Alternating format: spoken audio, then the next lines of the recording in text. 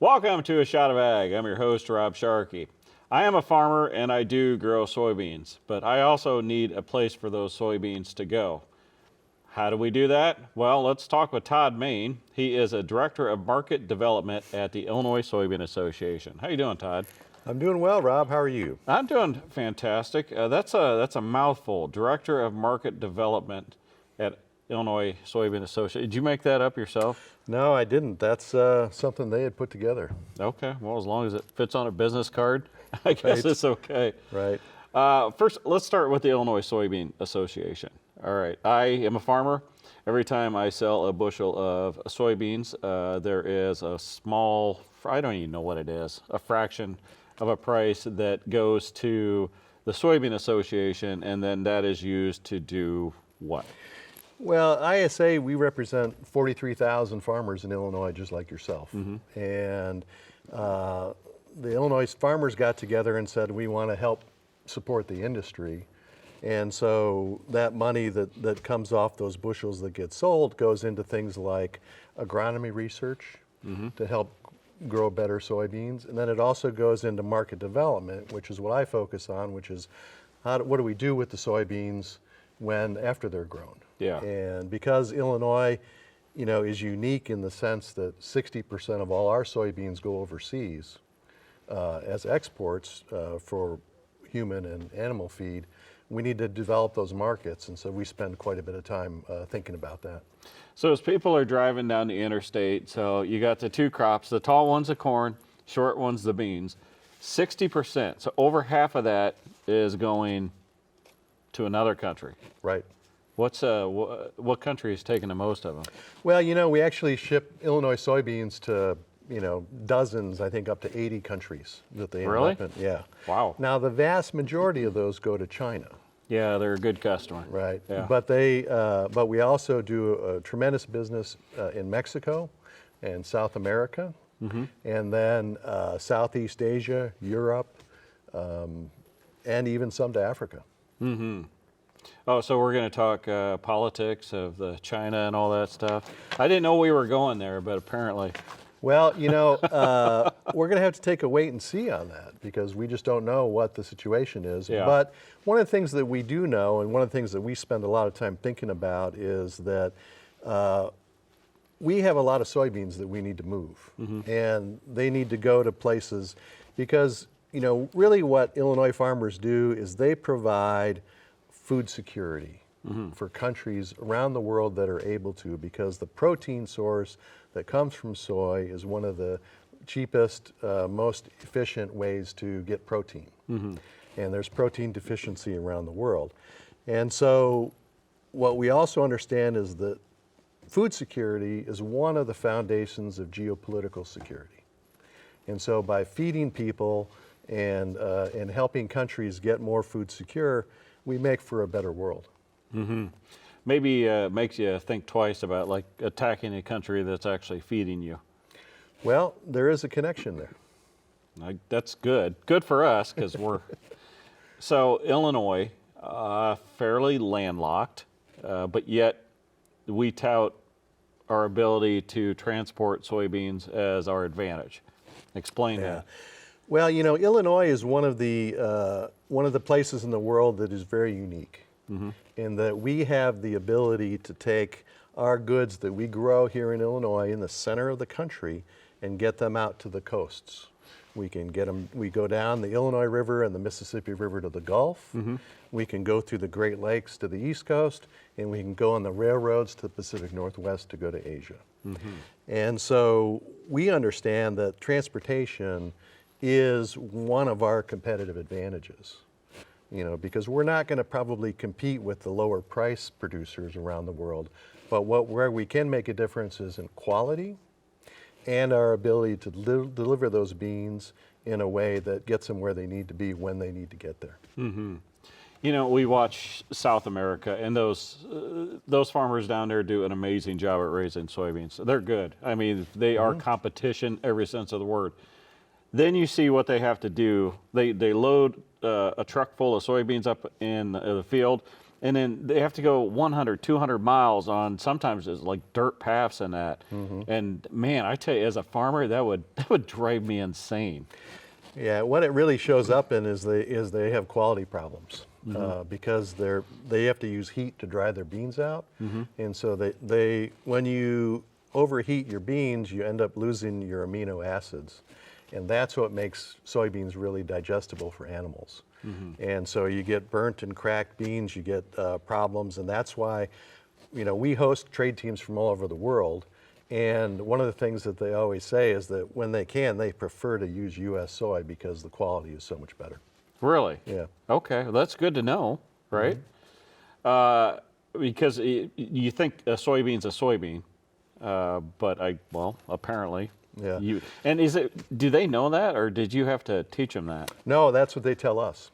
Oh, okay. Yeah, we talk to buyers groups all over the world, and they say, when we have the opportunity and the economics pencil, we'll buy the U.S. soy every time. Okay. You did not grow up on a farm, correct? I did not. Yeah. Well, how'd you get into soybeans? Well, I grew up in rural Michigan, actually, and then spent some time in state government here in Illinois. And Whoa. and How does one from Michigan just, I'm going to do state government, of all places, Illinois? yeah. Well, it's actually kind of a great story. I was living in D.C. at the time, and my wife and I were newly married and had our first child on the way. And my mother-in-law came to visit us about every 10 business days, because we had a... Was that a bad thing? Well, it was a beautiful thing. But my wife said to me one day, if you want her to go home at night, you got to move to Chicago. And so I ended up in Chicago. One thing leads to another, and now I'm helping soybean farmers. That's a fantastic story. The lengths we'll go to. Yeah. So what were you doing in Illinois at like the government level? Actually, I was working for the Department of Natural Resources. I was chief of staff there, and we had responsibility for the waterways. And so we were helping figure out how do we get resources in to repair the locks and dams. And so that's how I got connected to ISA.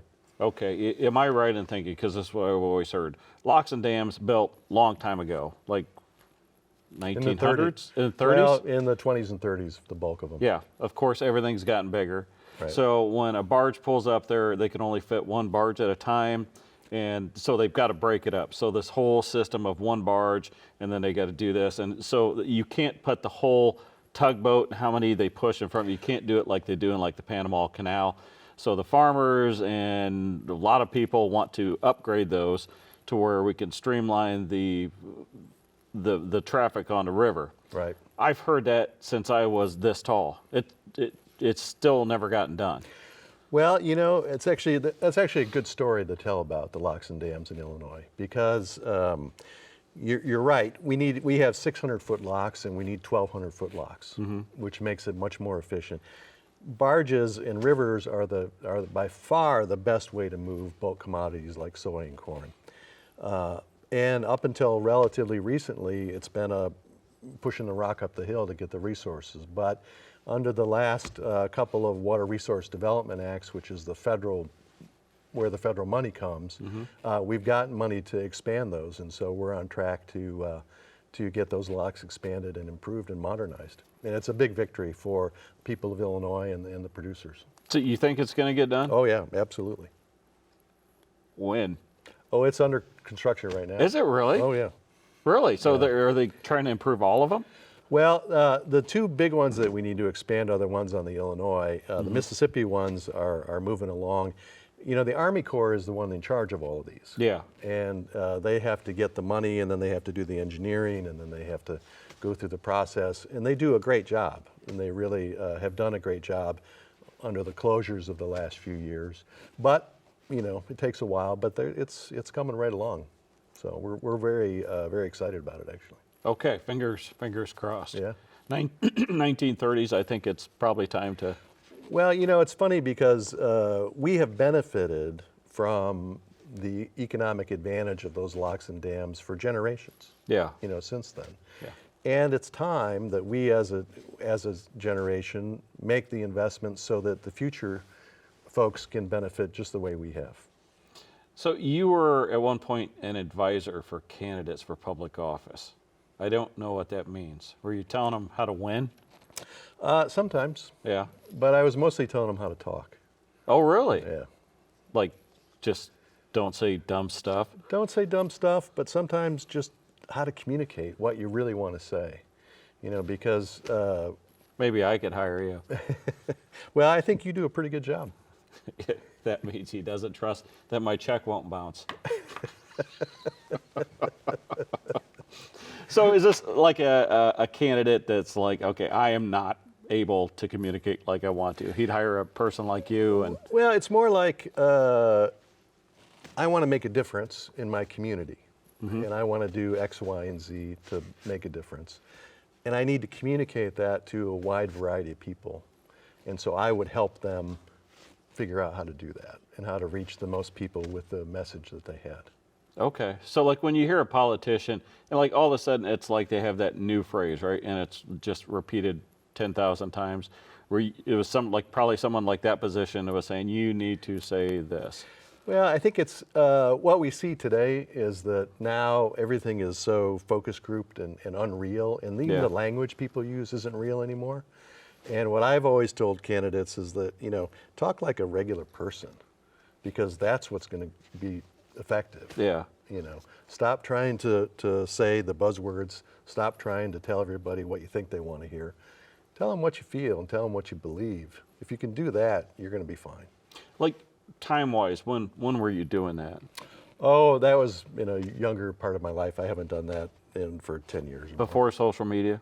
Before social media. Yeah. You ever sat back and thought how you would have to do that job now with the social media and the internet and all that stuff? Yeah, it's a whole different world in terms of how the social media stuff works, and I think the thing that's the most interesting to me is that so much of it is it's a mile wide and an inch deep. And it doesn't resonate. It doesn't stick with anybody. You know, you just sort of consume it like you breathe, and it doesn't really have an impact. But a lot of people pay attention to it. But I'm not sure that it communicates a whole lot. What is the Soy Innovation Center? Well, that's kind of an exciting project, and I'm glad you asked about it. The Soy Innovation Center is something that we launched this year, and you know, one of the great things about soybeans is that it's a tremendous source of protein. It's a tremendous source of oil, which can be used to make things. But there's a wide variety of products that can be made from soybeans that, with a little R&D and a little commercialization help, could be real products. So you know about probably soybean inks that toners cartridges have been using for years. Yeah. But they don't have to kill octopuses anymore. They don't have to kill octopuses anymore. And what we found is that you can take a soybean oil and replace almost any feedstock that has a petroleum base. Oh, okay. And use soybean. And you know, as the farmers that I work for say, we got to move the pile. You know, we got a lot of soybeans. We got to move the pile. Yes, we do a good job at growing them. We do among the best in the world at growing soybeans. Yeah. We have the highest yields in the world. But what we need to do is come up with new markets, and some of those are domestic. And so you think about things like firefighting foam now that firefighters use. You think about plastics. You think about coatings and all of these industrial processes. In fact, one of the first things that we have developed at the Innovation Center is a lubricant, a tube grease, that you can use on farm equipment that's soy-based. Oh, it makes sense. Yeah. Yeah. And so those are the kind of things that we're developing. In fact, I was just talking with somebody today who wants us to develop a food-grade lubricant that they can use for food manufacturing, which we have a lot of in Chicago. And food lubricant? It's a lubricant for the machinery that makes food. Oh, okay. Yeah. I thought we were doing like, you remember Christmas Vacation where he puts it on his sled and yeah. What do we got here? Well, that's a little ornament, and it's kind of a great story that we developed. So one of the things that we do is we work in developing markets around the world to help people who want to use soy in animal feed. And so we were in Cambodia last year to help. Wait a minute, you got this home from Cambodia? I did. This is like origami if you can't quite say it. Yeah. How did you do this the whole time? Actually, no, I had a whole handful of them. And we were there working with an aquaculture producer there that was raising snakehead, which is a kind of fish that Yeah, they eat yep. in Cambodia. And we were at a little restaurant having lunch, and I came out of the restaurant, and there was this little girl about this tall, and this was in January, and so she had a whole handful of these little handmade ornaments that she was selling at the front door. And so I gave her whatever I had, and she gave me the whole bunch of those.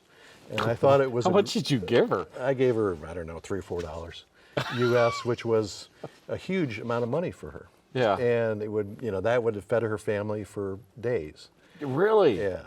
And I thought it was just a great metaphor for what ISA does and what Illinois Soybean does, because we care about selling soybeans, but we also care about helping people and helping people get food secure. And it was our way to help that little girl help her family that day. So.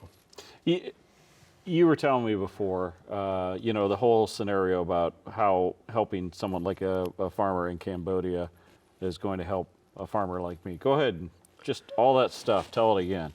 Well, the analogy that I use is that we help folks that primarily are animal producers, and so we'll take a guy who's maybe got 100 chickens running around in his backyard, and say, look, if you do this and this and this, maybe you can have a chicken house and have 1,000 chickens.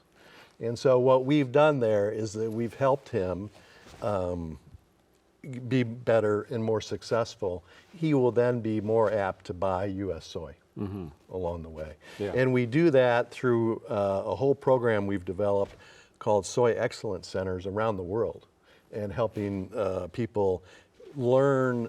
We do poultry, we do aquaculture, we do dairy, we do feed mills, and we do pork. Yeah. And we have a whole curriculum developed and a training program that helps people. And I think we've trained over 20,000 people in the last year. It's self-serving, but if you're going to be self-serving, you might as well help others. Absolutely. What's a win-win? Yeah, exactly. And it's a way for us to demonstrate that we're there to see them be successful as well as ourselves be successful. Illinois Soybean Association is is there 50? There's about 37, 38. Oh, well, not every state probably really growing soybeans. Do you work with the other states? We do.